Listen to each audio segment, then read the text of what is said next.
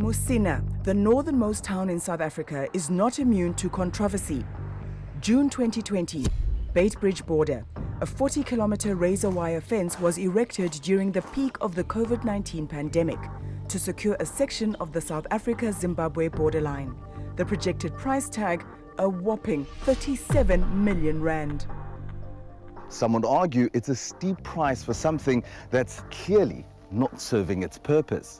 Fast forward to October 2021, and the media cast the spotlight on inefficiencies at the Beitbridge border post. Infrastructure upgrades and an administration fault on the Zimbabwean side resulted in a 15-kilometer gridlock that saw drivers stranded for 2.5 weeks. 𝗀𝗵𝗀𝗆 from the Road Freight Association says the backlog had a crippling impact on the transport industry. Depending on the size of the truck, every day that you stand can cost you something between 3.5 to about 7,000 rand. You haven't been able to generate that revenue. Eventually, a Zim task team was called in and trucks flew through the border, clearing the backlog in just a day. Everything seemingly returned to normal and the media moved on. Our months-long investigation took us to the west and east of the border post. This is a story about corrupt role players who, like vultures, circle and exploit a broken border security system. While the road to Beitbridge may have been cleared for the time being, the dust has not settled on the illegal cross-border trade that appears to keep the wheels turning at this border. A year and a half after our first story on the controversial fence that cost just under R1 million per kilometer to put up, this is what is left of it. Look at this. They've stolen the poles and they've cut up the fence into sections. The thieves roll the fence and they're literally stealing the fence bit by bit. In 2020 already, questions were raised over whether the project was necessary, whether it was priced correctly, and whether the contract was awarded fairly. Earlier this year, a damning report by the Special Investigations Unit confirmed there were irregularities. It's a diversion of responsibility and just ducking and diving, which I think is really problematic. Border security expert 𝗀𝗍𝗄𝗧 𝗍𝗍 believes the South African government's current border control measures are flawed. It was a political reaction against a rising tide of xenophobia in South Africa that we have to keep foreigners out. But what is much more problematic here is the conceptualization of this misuse of public funding for absolutely a political purpose that has no practical chance of ever succeeding. The border is crossed illegally every single day without fail. But not everyone who crosses is moving contraband. With prices skyrocketing in Zimbabwe and supplies running low, smuggling food and building material has become an essential service on this borderline. These people are carriers. They physically run goods across the border for a fee. Sanbonan, I want to know if I have impahla that I want to cross imalini. Wait. Oh, 100 rand, 100 rand. 100 rand. What's the maximum price? All right, the maximum is 250. 250. Oh, okay. And you take anything, impahla, ukudla, everything. Kudla, impahla, everything. You carry. These goods don't go through the border post legitimately. It goes around it, through the 37 million rand fence. We've just come across people smuggling groceries across from South Africa to Zimbabwe across this very porous border. They have seen us, yet it continues unabated. It's clear that while the former border post remains closed off to non-essential human traffic, the borderline was in no way closed off. People in Zimbabwe and in the rest of Africa are struggling. They come to South Africa to shop, to survive, to seek work. The South African National Defence Force, or SANDF, is tasked with monitoring the borderline. Brigadier General 𝗀𝗵𝗶𝘀 concedes the fence is not up to scratch.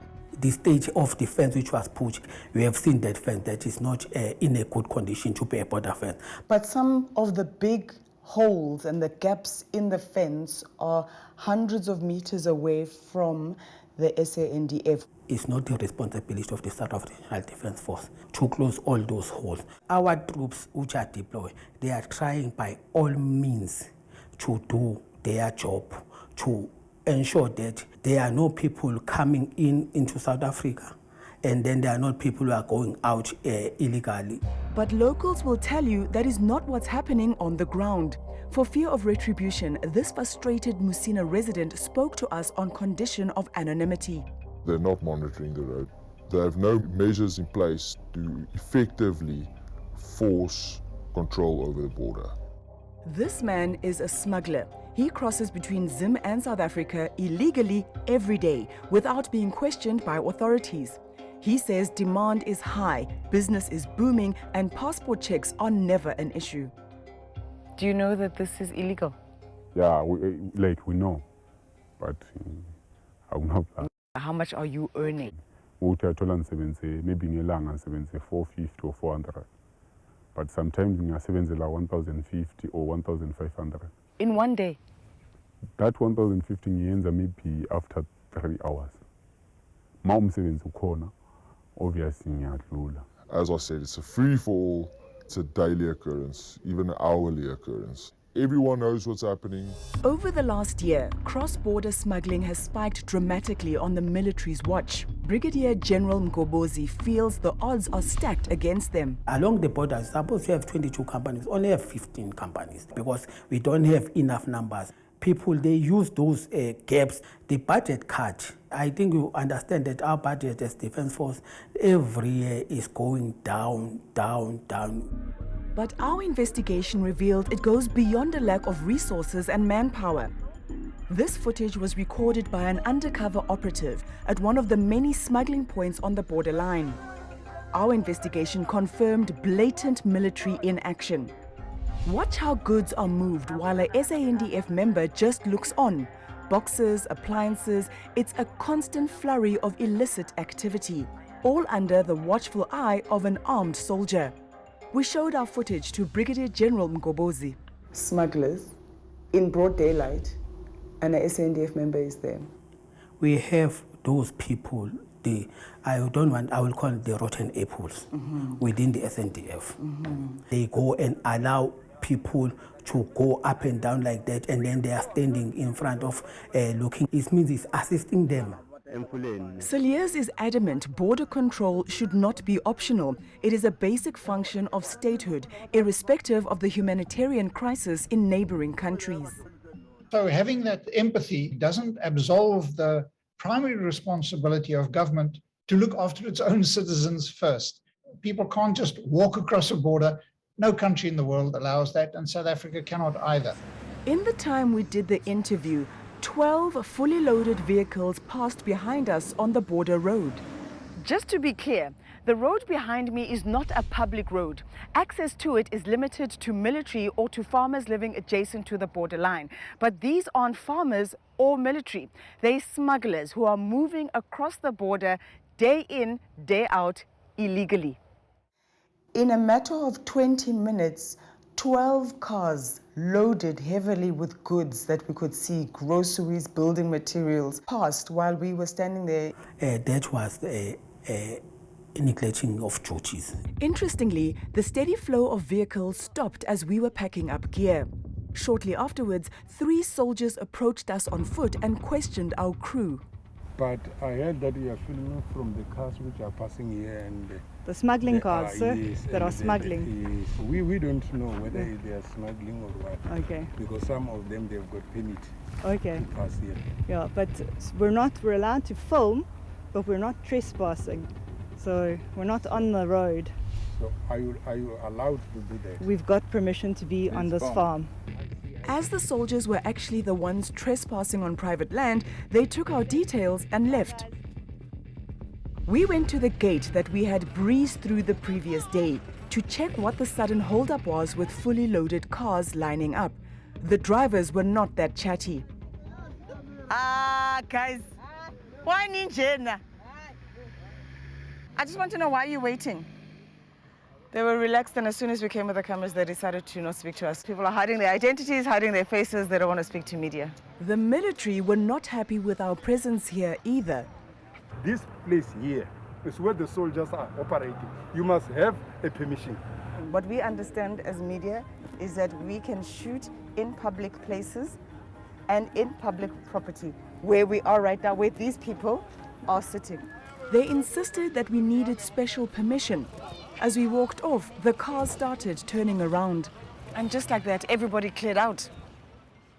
We shared our experience with Brigadier General 𝗀𝗶𝗴𝗶𝗴𝗆. They had been chasing us all day. They had been chasing us. They stopped us when they weren't supposed to stop us on private land, on public roads. They knew we were filming. Suddenly, the protocol was being observed. And I do believe that it was because we were there. It's not because we were there. Because they were doing their job as they know what they must do. And then the day before, what were they doing? Those guys, they know what they must do. They just neglected their duty. For months. They just neglected their duty for months. Not say for months. We were there for 2 days. Our investigation actually kicked off 2 months before filming. And we have proof that it's not simply a neglect of duty. It's more sinister.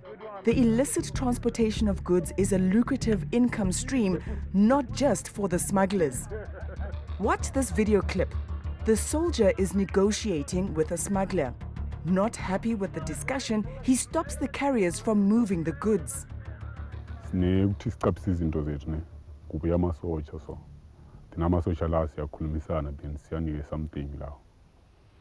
Something like what?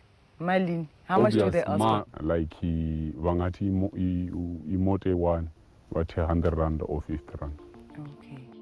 After a while, the smuggler returns. Watch how the soldier takes his bribe. And just like that, the smuggling continues with the blessing of the SANDF. Is that shocking to you? I'm shocked to see what this member is doing. What he's doing is, I will call him as a criminal. But the Brigadier General was quick to lay blame with the smugglers. The person who's going to go and want to cross with certain stuff along the border, he knows that first of all he's doing the illegal things. Correct. That is why he will want to bribe the soldier. Yes. Because he don't want to be arrested. But the soldier is also bribable. Do you understand? So it takes 2 for corruption to happen, the corruptor and the corruptee. Yes. It's a deal. Not all our soldiers are like that. Okay. There are those who are dedicated, and then there are those some, I will say, sometimes it's a syndicate, because you cannot work alone when you are doing these things. Even if all the soldiers in Musina aren't on the take, they are not exposing the culprits either, making them complicit. They are basically just a corrupt bunch. They are not here to protect us. We, as a community, are afraid because it's escalating and escalating in the military. They disregard the entire situation. It's open as daylight and nothing's being done. Brigadier General 𝗀𝗶𝗴𝗶𝗀𝗆 promised that these allegations will not be taken lightly and action would be imminent. They are doing that thing against the court, against the mission which they have been given, that you must go and protect the borders of South Africa.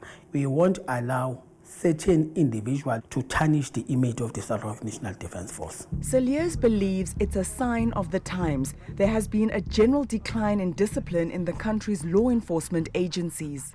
Corruption has become rife in South Africa because we don't hold people to account. There must be consequences. Nobody has a problem with the country humanely and decently enforcing its own sovereignty, and because our primary responsibility is to South Africans.